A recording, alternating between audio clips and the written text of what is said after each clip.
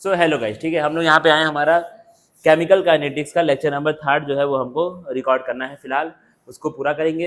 अगर मैं आपको एक बात बताऊं तो लेक्चर नंबर 3 एक बार रिकॉर्ड हो गया था, ठीक है। पूरा लेक्चर 40 मिनट का, 40 नहीं, लगभग 33-34 मिनट्स का लेक्चर रिकॉर्ड हो गया था। और वो सैटरडे को अपलोड, आज का दिन क्या है? आज ट्यूसडे है मेरे ख्याल से, हाँ आज ट्यूसडे है। सैटरडे को ही वो लेक्चर अपलोड हो गया था, बच्चों तक पहुंच गया था। लेकिन हुआ क्या, संडे की मॉर्निंग में मैंने देखा नहीं है, संडे को अपलोड हो गया था, मंडे की मॉर्निंग में मैंने ये देखा, कल की मॉर्निंग में, कि वो लेक्चर अपने आप चैनल से हट चुका है। बच्चों ने भी मेरे पास मैसेज किया कि सर वो लेक्चर नंबर 3 तो हट चुका है। फिर मैंने देखा कि वो लेक्चर जब हट गया है तो मैंने सर से बात की, जो कि हमारे मॉडरेटर हैं, उनसे मैंने बात की। तो उन्होंने ये बताया कि वो लेक्चर शायद दूसरे लेक्चर्स को अपलोड करते वक्त डिलीट हो गया है या फिर खुद से हट गया, किसी प्रॉब्लम की वजह से वो लेक्चर जो है वो हट चुका है। अब वो कुछ भी प्रॉब्लम हो, लेकिन अब दिक्कत क्या है कि मुझे वही सेम टू सेम लेक्चर फिर से आज रिकॉर्ड करना पड़ रहा है। आज मैं लेक्चर नंबर 4 करता रिकॉर्ड, लेकिन अब क्योंकि वो लेक्चर हट गया तो मुझे लेक्चर नंबर 3 को फिर से रिकॉर्ड करना पड़ेगा। अब वो मेरी मजबूरी है, मुझे करना ही पड़ेगा, मेरा काम है भाई, ठीक है। हालांकि कोई मतलब दिक्कत वाली बात नहीं है बहुत बड़ी, क्योंकि मेरा काम ये है और मुझे मतलब ऐसा भी नहीं कि मेरे लिए बहुत कोई भारी काम है ये सब करना, ठीक है। मेरा फेवरेट काम पढ़ाना ही है, तो मैं पढ़ा सकता हूँ, कोई दिक्कत वाली बात नहीं है, ठीक है। अब देखते हैं, हम लोग स्टार्ट करते हैं हमारा लेक्चर नंबर 3 आज का। और लेक्चर नंबर 3 का जो मेन पॉइंट है वो क्या है तुम्हारा?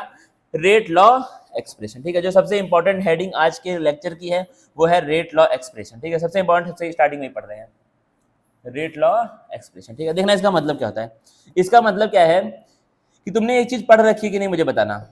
एक चीज जो हमने एकदम स्टार्टिंग में पढ़ी थी, मैंने क्या बोला था, अगर तुमको रेट ऑफ रिएक्शन फाइंड करना है तब तो आप प्रोडक्ट से भी फाइंड कर सकते हैं, कंसंट्रेशन ऑफ प्रोडक्ट से भी फाइंड कर सकते हैं, और कंसंट्रेशन ऑफ रिएक्टेंट से भी, डिफरेंशियल रेट लॉ को यूज करके, ठीक है। ये वाला यूज करके, D A upon D T, ये वाला यूज करके आप लोग रेट ऑफ रिएक्शन की वैल्यू तो फाइंड कर सकते हैं। लेकिन अगर तुमको देखना है कि रेट ऑफ रिएक्शन किस चीज के ऊपर डिपेंड करता है, रेट ऑफ रिएक्शन किस चीज के साथ चेंज होता है, तो वो कौन है? वो कौन है? तुम्हारा कंसंट्रेशन ऑफ रिएक्टेंट। क्यों? क्योंकि देखना इसका लॉजिक है, हालांकि मैं पहले क्लास में बात कर चुका हूं इस बारे में।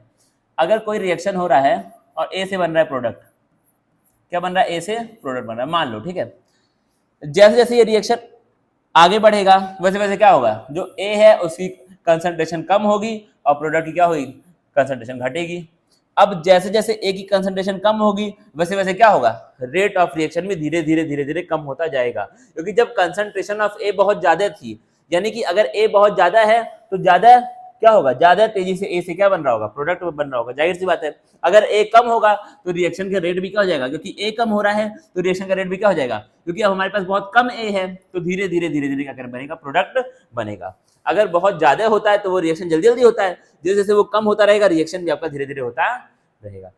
तो अब तो मुझे बताना, और एक बार जब ए जीरो हो जाएगा, जब कंसंट्रेशन ऑफ ए हो जाएगी जीरो, तो क्या मैं ये बोल सकता हूँ कि नहीं कि ये रिएक्शन यहीं पे रुक जाएगा, रिएक्शन विल स्टॉप व्हेन, लिखना भी नहीं है तुमको कुछ भी, ठीक है, ये समझाने वाली बात है, लॉजिक है।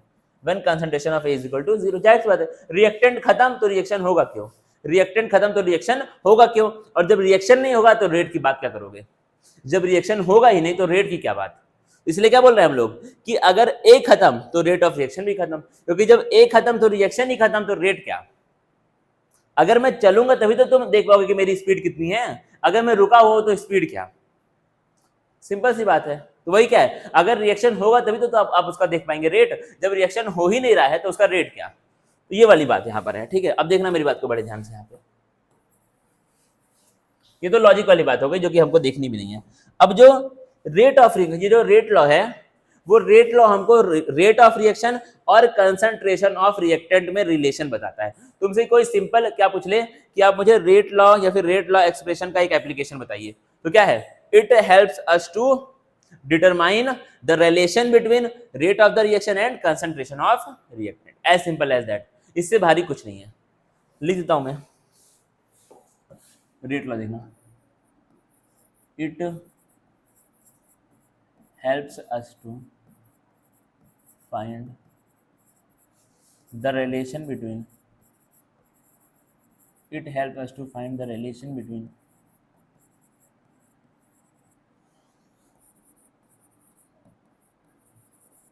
rate of reaction and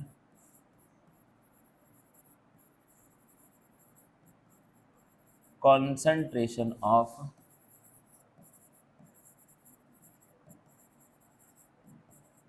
and concentration of reactant. मतलब क्या है, ये हमको रेट ऑफ रिएक्शन और कॉन्सेंट्रेशन ऑफ रिएक्टेंट में रिलेशन फाइंड करने में हेल्प करता है। कौन? Rate law. ठीक है, ये आपका सिंपल सी इसकी डेफिनेशन हो गई। अब आगे देखना, अगर मैं इसको लिखूं तो अब क्या तुमने एक चीज, अगर मैं इसको यहाँ से हटा दूं तो क्या आपको पता है जो रेट ऑफ रिएक्शन है it is directly proportional to the concentration of reactant. ठीक है, रिएक्शन हमारा ये है, मान लो फॉर एन एग्जांपल ए से क्या बन रहा है, आपका प्रोडक्ट बन रहा है। क्या बन रहा है? ए से। ठीक है, ये हमारा रिएक्शन है।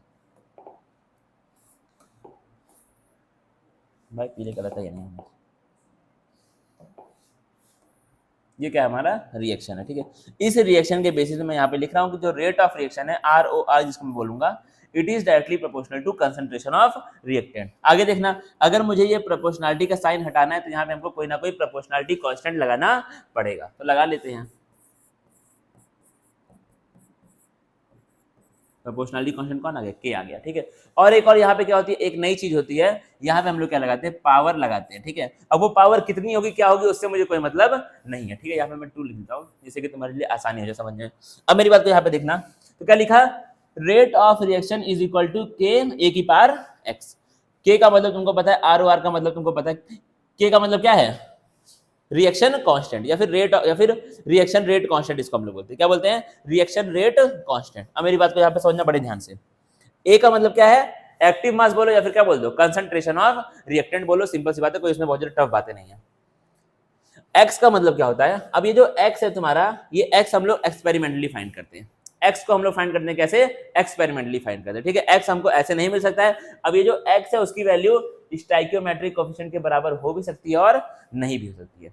रेट लॉ साफ साफ इस बात को बोलता है कि जो एक्स आता है उसको हम लोग ऑर्डर बोलते हैं। क्या बोलते हैं? उसको हम लोग ऑर्डर बोलते हैं। वो जो ऑर्डर है वो स्टाइकियोमेट्रिक कोएफिशिएंट के बराबर हो भी सकता है और नहीं भी हो सकता है, because we find it experimentally.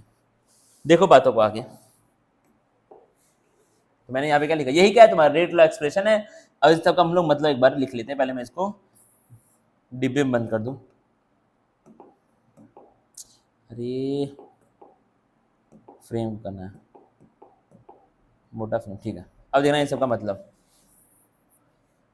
ROR मतलब रेट ऑफ रिएक्शन, जिसको हम लोग R ही मानेंगे, या फिर ब्रैकेट में ROR उसको मैं लिख देता हूँ, it is rate of reaction. भाई कुछ बातें मैं शॉर्ट फॉर्म में लिख सकता हूँ नोट्स में, लेकिन अगर शॉर्ट फॉर्म आपको, हालांकि तुमको आ जाएगी शॉर्ट फॉर्म, तो मेरी जान जाओगे। अगर नहीं आए समझ में तो वहां मैसेज करके तुम पूछ भी सकते हो। अगर फिर भी ना आए समझ में तो इससे ये प्रूव हो रहा है कि आप क्लास में कंसंट्रेटेड नहीं है, अगर आपके नहीं आ रहा समझ में। ठीक है, क्योंकि मैं अगर यहाँ पे इसको मैं ऐसे अगर मैं लिखता हूँ यहाँ पे REACTN, ठीक है, अगर मैं इसको ऐसे लिख रहा हूँ तो मैं बोलता तो हूँ ना उसको रिएक्शन। मेरी बात को सुनना ध्यान से, अगर मैं इसको ऐसे करके लिख भी रहा हूँ तो मैं अपने मुंह से तो बोल रहा हूँ ना कि इसका मतलब रिएक्शन है। सिंपल सी बात है। ठीक है, हालांकि मैं ट्राई करता हूँ कि मैं हर एक चीज को फुल फॉर्म में ही लिखूं, क्योंकि आपके बोर्ड एग्जाम में चीजें फुल फॉर्म में ही आने वाली, शॉर्ट फॉर्म से काम बोर्ड एग्जाम में चलने वाला नहीं है। लेकिन फिर भी मान लो कभी अगर मैंने शॉर्ट फॉर्म में लिख दिया तो आप प्लीज उसको समझ जाएं, और अपने नोट्स में कभी भी शॉर्ट फॉर्म में चीजों को ना लिखें, क्योंकि बर्बाद हो जाओगे। कहीं बोर्ड एग्जाम में अगर तुम शॉर्ट फॉर्म में लिख करके आ गए तो वो उसके लिए नंबर काट सकते हैं। मतलब अब वो उनकी इच्छा है, अगर अच्छा इंसान है नहीं भी काटेगा नंबर, बुरा इंसान है, बुरा और अच्छा तो क्या होता है यार, मूड के ऊपर करता है डिपेंड। ठीक है, बुरे अच्छे की बात नहीं इसमें कुछ है। तो ROR का मतलब क्या है? Rate of reaction. के का मतलब क्या है तुम्हारा? Reaction rate constant. इसका मतलब भी हम लोग देखेंगे डिटेल में, इसका मतलब हम लोग देखेंगे एक हेडिंग के अंदर। के क्या है तुम्हारा? Reaction rate constant. आगे देखना, ए तुमको पता है, ठीक है, इसको एक्टिव मास बोलो, कंसंट्रेशन बोलो, मोलैरिटी बोलो, कुछ भी बोलो। ठीक है, मैं क्या बोलूंगा? कंसंट्रेशन ऑफ ए इसको बोलूंगा। ठीक है, और आगे देखना, एक्स का मतलब क्या है? ऑर्डर है। एक्स का मतलब क्या होता है? Order of reaction. किसके रेस्पेक्ट में? ए के रेस्पेक्ट में। यहाँ पे मैं लिखूंगा विथ रेस्पेक्ट टू ए।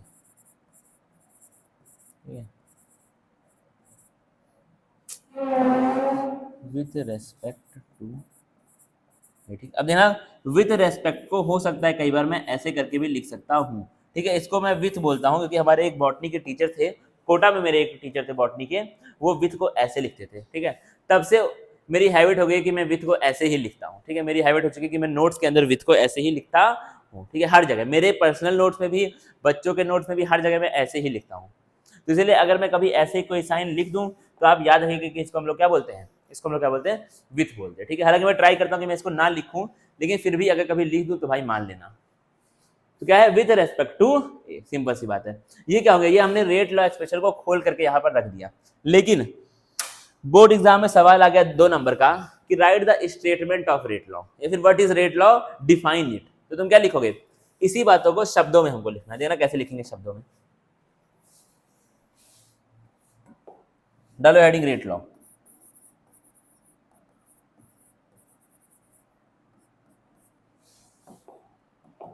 लिखो, रेट लॉ स्टेट्स दैट, मेरे हर एक लाइन हर एक शब्द को समझते चलना मेरे साथ साथ। तो क्या लिखा, रेट लॉ क्या कहता है, rate law states that rate of reaction, rate law states that rate of reaction is directly proportional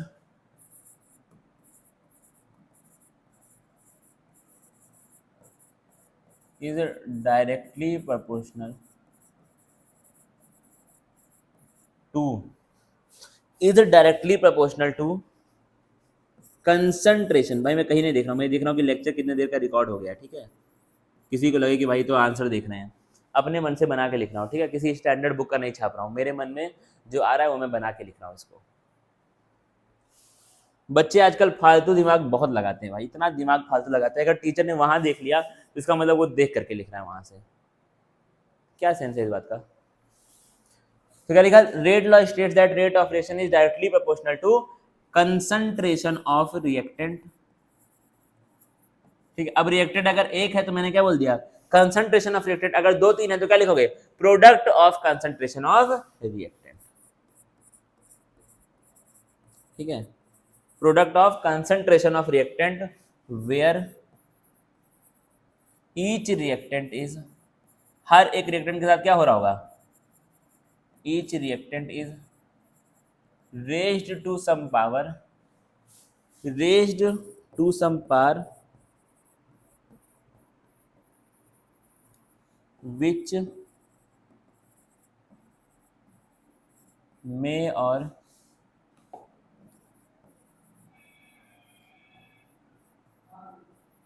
or may not, ठीक है। अब वो स्टोइकोमेट्रिक कोएफिशिएंट के बराबर हो भी सकती है और नहीं भी हो सकती है। क्या लिखा, which may or may not be equal to, which may or may not be equal to its stoichiometric coefficient, equal to its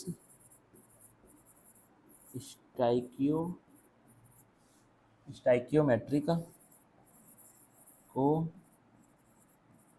coefficient and found how, found experimentally।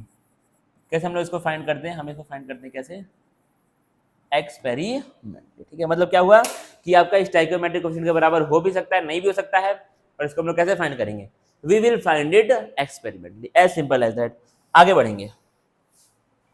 ये तो क्या हो गया, rate law expression, rate law का आपका statement हो गया। इसको एक बार देख लो, 1 2 का 3 में कर रहा हूँ, स्क्रीनशॉट ले लो या फिर कॉपी में लिख लो, जो भी तुमको करना है, पॉज करके लिख भी सकते हो। 1 2 3 4।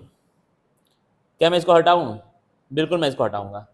अब क्या लिखा तुमसे, अब क्या उसने पूछा, स्पेसिफिक रिएक्शन रेट या फिर रिएक्शन रेट कांस्टेंट, जिसको क्या मैं बोल रहा था, अगला क्या है तुम्हारा, वेलोसिटी कांस्टेंट, ठीक है। अब चलो वेलोसिटी कांस्टेंट को उसका नाम दिया गया, ठीक है। लेकिन ये वाला जो नाम है, इस नाम का हम लोग मतलब देख सकते हैं, ठीक है। रिएक्शन रेट मतलब हमारा जो आर होता है उसको हम लोग क्या बोलते हैं, रिएक्शन रेट बोलते हैं। लेकिन रिएक्शन रेट एक स्पेसिफिक कंडीशन में, उसको हम लोग क्या बोलते हैं, उसको हम लोग क्या बोलते हैं, इस पूरे को मिला के हम लोग क्या बोलते हैं, के बोलते हैं। क्या बोलते हैं उसको हम लोग, के बोलते हैं। रिएक्शन रेट एक स्पेसिफिक कंडीशन में, उसको हम लोग क्या बोलते हैं, के बोलते हैं। और के ही क्या है तुम्हारा, रिएक्शन रेट कांस्टेंट, जिसको हम लोग अभी तक बोल रहे थे। मतलब देखना इसका, वो स्पेसिफिक कंडीशन है क्या, जब हम कंसंट्रेशन ऑफ रिएक्टेंट को यूनिटी कर देंगे उस, अब देखना, अब बहुत लोग कहेंगे सर यूनिटी का मतलब क्या है, क्या मतलब है, 1 कर देंगे बेसिकली, ठीक है। तो जब हम कंसंट्रेशन ऑफ रिएक्टेंट को 1 कर देंगे, उस टाइम पे जो रेट ऑफ रिएक्शन आएगा उसी को हम लोग प्यार से क्या बोलते हैं, स्पेसिफिक रिएक्शन रेट बोलते हैं। As simple as that. जब हम, मेरे साथ बोलो भाई, सभी लोग मेरे साथ आप लोग बोलिए, जब हम रिएक्शन रेट, सॉरी, जब हम कंसंट्रेशन ऑफ रिएक्टेंट को यूनिटी कर देंगे, 1 कर देंगे, 1 मोलर कर देंगे, उस टाइम पे जो रिएक्शन का रेट आएगा वो क्या है, स्पेसिफिक रिएक्शन रेट है, या फिर उसी को प्यार से हम लोग क्या बोलते हैं, वेलोसिटी कांस्टेंट बोलते हैं। लिख लो इस बात को, the rate of the reaction, the rate of the when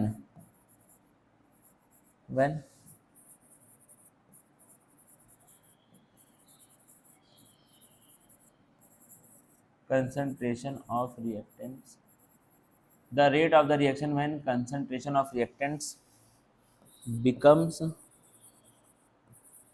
1 molar, concentration को हम लोग क्या बोलते हैं, मोलरिटी बोलते हैं। क्या लिखा, the rate of the reaction when concentration of reactant becomes 1 molar is called as,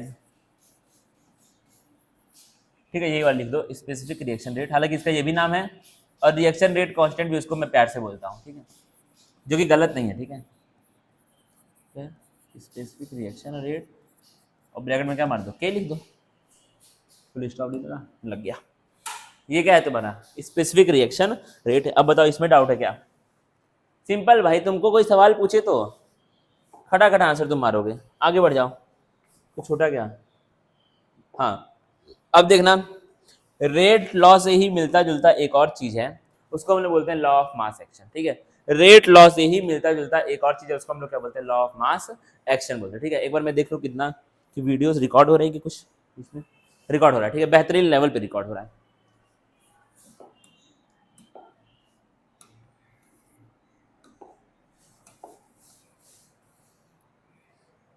ठीक ठीक ठीक, कोई बात नहीं, कोई बात नहीं। देखो देना क्या है, according to law of mass action. तो यहाँ हम लोग बात करें किसकी, हम बात करें किसकी, लॉ ऑफ मास एक्शन की।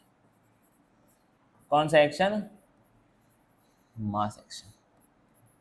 देखना बड़े ध्यान से, according to the law of mass action it states that the rate of chemical equation is directly proportional to the product of active mass of the reactant. मतलब क्या है, जो rate होता है केमिकल रिएक्शन का, it is directly proportional to product of active masses of reactants.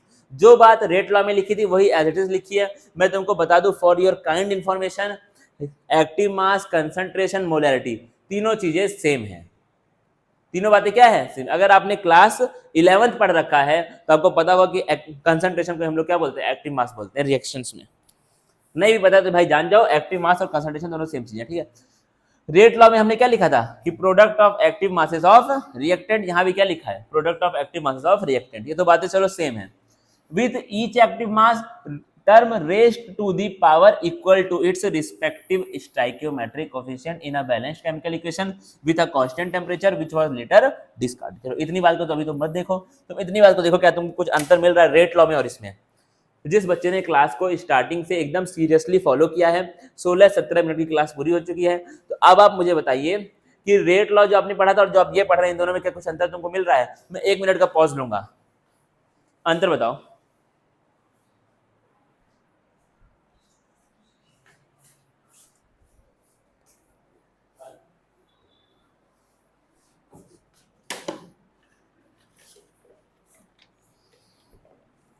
मिला तो बताना। पानी पी रहा हूं, पानी। पढ़ लो एक बार, ध्यान से पढ़ लो, एकदम ध्यान से।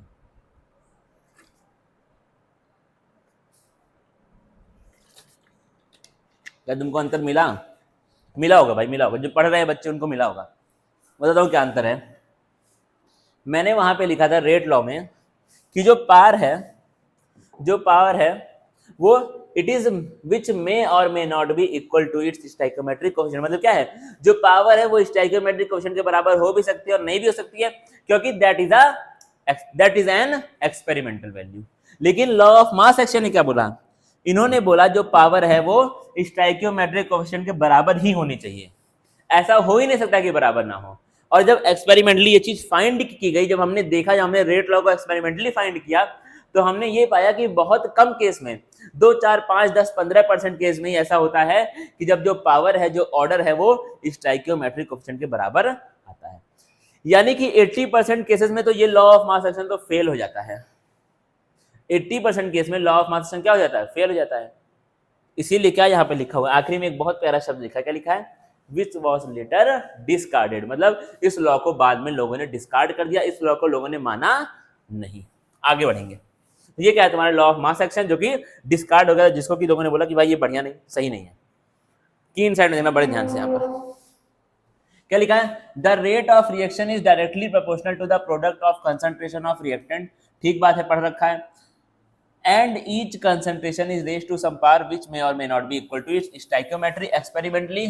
इसी को प्यार से मैंने क्या बोला है, इसी को मैंने बहुत प्यार से क्या बोला है, रेट लॉ बोला है। ये बात जो हमने ऑलरेडी पढ़ रखी है, अब इसको तो हम लोग आगे करेंगे जब ऑर्डर निकालना सीखेंगे तब। तो ये सवाल है, इनको भी बाद में करना है। अब देखना कौन कौन सी ऐसी चीजें हैं, ऐसी बातें हैं जो रेट ऑफ रिएक्शन को अफेक्ट करती हैं। पहली बात यहाँ पे क्या लिखी हुई है, फिजिकल स्टेट ऑफ रिएक्टेंट्स, बता रहा हूं मैं। अब तीन तरह के स्टेट्स ऑफ मैटर हमने पढ़ रखे क्लास 9th में, हालांकि 7th 8th में भी पढ़ रखे, लेकिन क्लास 9th में तो आपने पढ़े ही पढ़े हैं। 3 बॉक्स लूंगा, तीनों बॉक्स में एक में गैस भरी है, एक में लिक्विड डाल दिया मैंने, एक में मैंने क्या डाल दिया, सॉलिड डाल दिया। ठीक है, ये 3 स्टेट ऑफ मैटर तुम लोग पढ़ते हो। क्या गैस के जो मॉलिक्यूल होते हैं वो बहुत दूर दूर होते हैं कि बहुत पास पास होते हैं, सोच समझ के बताओ। जो गैस के मॉलिक्यूल्स होते हैं वो बहुत दूर दूर होते हैं कि बहुत पास पास होते हैं, क्या होते हैं, बहुत दूर दूर होते हैं। तो मान लो गैस के मॉलिक्यूल अगर मुझे यहाँ पे स्टैब्लिश करने हैं,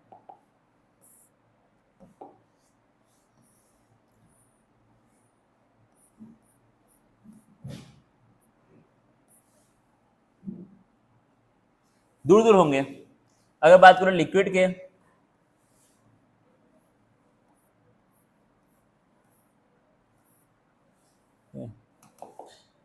लिक्विड के मॉलिक्यूल क्या है, थोड़ा और ज्यादा पास पास। अरे तेरी,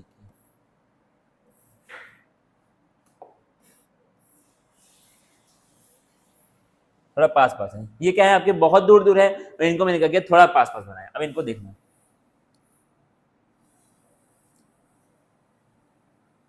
क्या ये बहुत पास पास हैं, बिल्कुल बिल्कुल एकदम बहुत पास पास हैं, एकदम ऑलमोस्ट ऑलमोस्ट एक दूसरे से टच हो जा रहा है ये वाले मॉलिक्यूल। तो किसके मॉलिक्यूल सबसे ज्यादा दूर है, गैस के, फिर किसके, लिक्विड के, फिर किसके, सॉलिड के। अब तो मुझे बताना, अब मैं तुमको एक थ्योरी बताता हूँ जो कि बाद में आएगी, लेकिन नहीं मैं तुमको बता दे रहा हूँ हल्का हल्का। उसको हम लोग प्यार से बोलते हैं कोलिजन थ्योरी। कौन सी थ्योरी बोलते हैं, कोलिजन थ्योरी। ठीक है, इसका मतलब देखना, अगर किसी भी रिएक्शन को होना है, अगर किसी भी रिएक्शन को फिजिबल होना है, बेसिकली मतलब अगर उस रिएक्शन को कंप्लीट होना है या फिर स्टार्ट भी होना है, तो भी रिएक्टेंट्स को आपस में उसके लिए कोलाइड करना पड़ेगा। अगर रिएक्शन को होना है तो रिएक्टेंट्स को आपस में कोलाइड करना पड़ेगा। अगर रिएक्टेंट्स आपस में कोलाइड नहीं करेंगे तो रिएक्शन पूरा नहीं होगा, एज सिंपल एज दैट। अगर रिएक्टेंट्स आपस में कोलाइड नहीं करेंगे तो रिएक्शन पूरा नहीं होगा, रिएक्शन स्टार्ट ही नहीं होगा बेसिकली। ठीक है, तो अगर रिएक्टेंट्स को रिएक्ट करके प्रोडक्ट बनाना है तो रिएक्टेंट्स को आपस में कोलाइड होना पड़ेगा। ठीक है, अब तुम मुझे बताना कि कहां पर रैंडम मूवमेंट ज्यादा है, जहां पे ज्यादा जगह वहां पे मूवमेंट ज्यादा।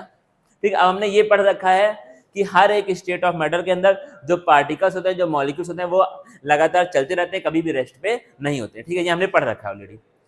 कहाँ पे चलना या फिर जो मूवमेंट हो रही है कहाँ पे ज्यादा हो रही है, यहाँ पे करिए मूवमेंट सबसे ज्यादा हो रही है, दिख रहा है तुमको, क्योंकि यहाँ पे क्या स्पेस सबसे ज्यादा, तो मूवमेंट भी यहाँ पे क्या होगी, सबसे ज्यादा होगी, यहाँ पे उससे कम होगी, यहाँ पे बहुत कम होगी मूवमेंट। ठीक है, अब मेरी बात को यहाँ पे समझना बड़े ध्यान से।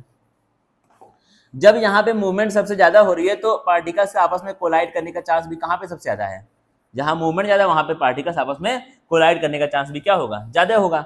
जब पार्टिकल्स आपस में कोलाइड करेंगे और जितना ज्यादा कोलिजन उतना ज्यादा आपका रिएक्शन होगा, जितना ज्यादा आपस में मॉलिक्यूल्स भिड़ेंगे उतना ज्यादा क्या होगा, तुम्हारा रिएक्शन होगा, और जितना ज्यादा रिएक्शन उतना ज्यादा रेट ऑफ रिएक्शन, जितना ज्यादा रिएक्शन उतना ज्यादा rate of reaction, as simple as that. आगे देखना इसमें फिर क्या होता, तो सबसे ज्यादा कोलिजन इसमें होगा, फिर उससे कम इसमें, सबसे ज्यादा इसमें, फिर उससे कम इसमें, सबसे कम इसमें होगा। जितना ज्यादा कोलिजन उतना ज्यादा रिएक्शन, उतना ज्यादा रिएक्शन आपका होगा, उतना ज्यादा रिएक्टेंट्स आपस में मिलेंगे तो उतना ज्यादा प्रोडक्ट बनेगा, उतना ज्यादा रिएक्शन होगा, उतना ज्यादा क्या होगा, रेट ऑफ रिएक्शन होगा। तो इसीलिए हम लोग यहाँ पे क्या लिखेंगे, जो कल वाला थैंक यू है, सबसे ज्यादा रेट ऑफ रिएक्शन किसका होता है, गैस का होता है, फिर किसका होता है, लिक्विड का होता है, फिर किसका होता है, सॉलिड का होता है, due to more collision in case of gases. क्योंकि कोलिजन क्या है, ज़्यादा है, कहाँ पर, गैस के केस में। अब बात करते हैं टेम्परेचर की। अब तो मुझे बताना, अगर मैं इन स्टेट्स ऑफ मैटर में यहाँ पे टेम्परेचर लगा दूंगा, कुछ भी मैंने यहाँ पे लगा दिया ऐसा, ठीक है, गैस स्टोव कुछ भी मैंने यहाँ पे लगा दिया, बर्नर लगा दिया, मान लो आग जलेगी, पीली आग होती है कि लाल होती है, मैं पीला लगा रहा हूँ, ठीक है। जब यहाँ पर आग लगेगी तो क्या होगा, तुमने ये भी पढ़ रखा है, टेम्परेचर बढ़ाने पे मॉलिक्यूल्स की काइनेटिक एनर्जी बढ़ती है, और काइनेटिक एनर्जी वही एनर्जी है जिससे क्या करते हैं, जिससे हम लोग मूव करते हैं। मूवमेंट्स के साथ एसोसिएटेड एनर्जी कौन सी है, काइनेटिक एनर्जी। कौन सी है, kinetic energy, as simple as that. तो यानी कि जितना ज्यादा टेम्परेचर उतना ज्यादा काइनेटिक एनर्जी, जितना ज्यादा काइनेटिक एनर्जी उतना ज्यादा मूवमेंट, जितना ज्यादा मूवमेंट उतना ज्यादा कोलिजन, जितना ज्यादा कोलिजन उतना ज्यादा रिएक्शन, जितना ज्यादा रिएक्शन उतना ज्यादा रेट ऑफ रिएक्शन। धीरे बोल रहा हूं, टेम्परेचर बढ़ाओगे तो काइनेटिक एनर्जी बढ़ेगी, टेम्परेचर बढ़ाओगे तो काइनेटिक एनर्जी बढ़ेगी, काइनेटिक एनर्जी बढ़ेगी तो मॉलिक्यूल्स और मूव करेंगे, जितना ज्यादा मॉलिक्यूल्स मूव करेंगे उतना ज्यादा चांसेस है कि वो लोग आपस में कोलाइड करेंगे, और जितना ज्यादा मॉलिक्यूल्स आपस में कोलाइड करेंगे उतना ज्यादा क्या होगा, उतना ज्यादा रिएक्शन होगा, जितना रिएक्शन उतना रेट ऑफ रिएक्शन। तो बताओ कहां पर सबसे ज्यादा रेट होगा, भैया उड़ गया क्या, कहां पे सबसे ज्यादा रेट होगा, फिर से गैस में होगा, यानी कि हम लोग यहाँ पे क्या लिखेंगे, temperature is directly proportional to rate of reaction, because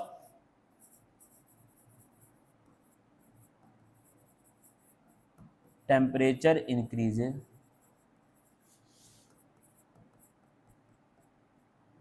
kinetic energy of, because temperature increases kinetic energy of molecules. क्यों, क्योंकि टेम्परेचर के साथ काइनेटिक एनर्जी जो है वो मॉलिक्यूल्स की बढ़ जाती है, एज सिंपल एज दैट। और काइनेटिक एनर्जी बढ़ेगी तो कोलिजन बढ़ जाएगा, वो सब बातें आपको पता है ऑलरेडी, ठीक है।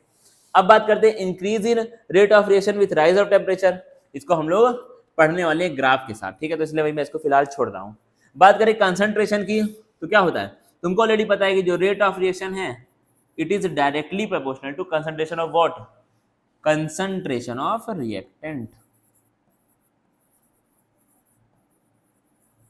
Directly proportional to concentration of reactant. बात करें प्रेशर की, तुमने एक चीज पढ़ रखी है, अगर नहीं पढ़ रखी है तो यहाँ पढ़ लो, PV is equal, ideal gas equation क्या होता है, PV is equal to NRT होता है, ठीक है, ये ऑलरेडी सबको पता है।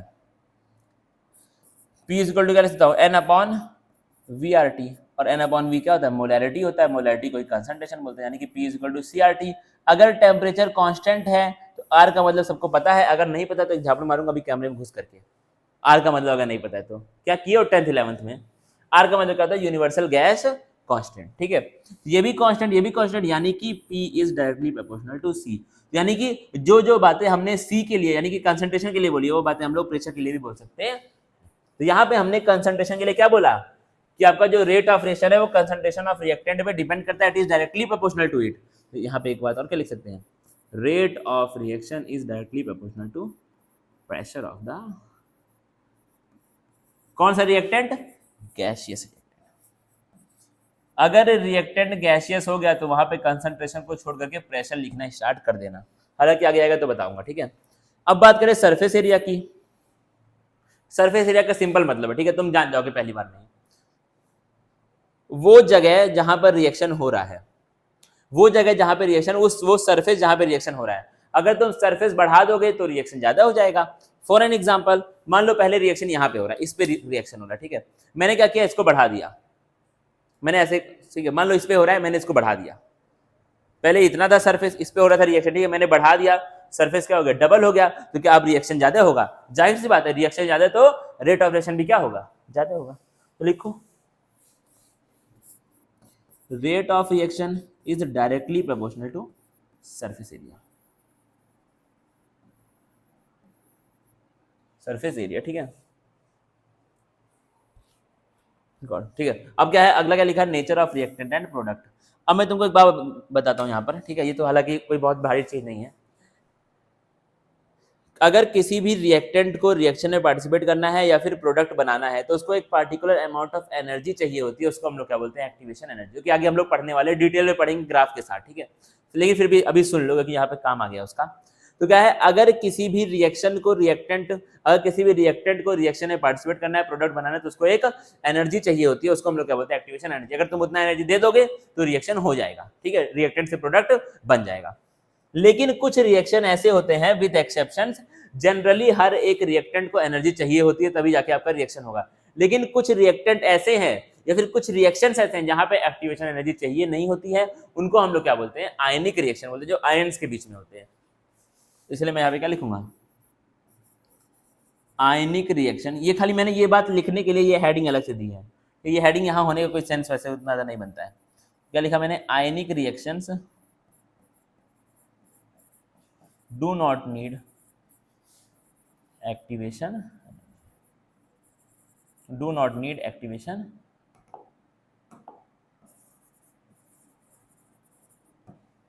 अगला क्या है तुम्हारा, रेडिएशन। अब मैंने क्या बोला, अगर किसी भी रिएक्शन को होना है तो उनको एक पार्टिकुलर अमाउंट ऑफ एनर्जी चाहिए तभी वो रिएक्शन होगा। तो अगर तुम वो एनर्जी तुम किसी भी फॉर्म में रिएक्शन में डाल सकते हो, ठीक है। अगर वही एनर्जी तुम रेडिएशन के फॉर्म में डाल रहे हो तब क्या बात होगी, ठीक है। तो यहाँ पे तुम कर सकते हो, जितना ज्यादा उस रेडिएशन की इंटेंसिटी होगी उतना ज्यादा क्या होगा, उतना ज्यादा क्या होगी तुम्हारी, उतना ज्यादा उस रिएक्टेंट्स को एनर्जी मिलेगी, उतना ज्यादा क्या होगा, रेट ऑफ रिएक्शन होगा। मैंने क्या लिखा, intensity of radiation directly proportional to rate of, R का मतलब हर जगह क्या है, रेट ऑफ रिएक्शन, ठीक है। अब कैटलिस्ट की बात हम लोग क्योंकि अगले क्लास में करेंगे, कैटलिस्ट और ये इन दोनों को हम लोग अगले क्लास में करेंगे। क्यों, क्योंकि वहां पे उसके लिए हम लोग को प्रॉपर ग्राफ में लेकर के आया हूं, देखना ध्यान से, ये सब ग्राफ हम यहाँ पर लेकर के आए हैं, तो उन ग्राफ्स का यूज करके हम लोग उसको करेंगे, इसलिए मैं उसको अभी नहीं कर रहा हूँ फिलहाल के लिए। तो फिलहाल तो हमारा अब जो मैंने लिखा था वही लिखा रहेगा, फिर से थैंक यू लिखने का कोई सेंस नहीं है। अब आप मुझे बताइए कि आप इसको पढ़ पा रहे हैं, बिल्कुल आप इसको पढ़ पा रहे हैं। अब हम अगले लेक्चर में मिलने वाले हैं जो कि लेक्चर 4 रहेगा केमिकल काइनेटिक्स का। मेरा ये मानना है या फिर मैं ऐसा चाह रहा हूँ, ये मेरा टारगेट है कि मैं 10 से 11 लेक्चर में ये पूरा चैप्टर पूरा कर दूँ। देखते हैं जो भी होगा, ठीक है, ऊपर वाला मालिक है, जो भी करेंगे। मिलेंगे हम लोग फिलहाल अगले लेक्चर में, तब तक के लिए थैंक यू गाइस।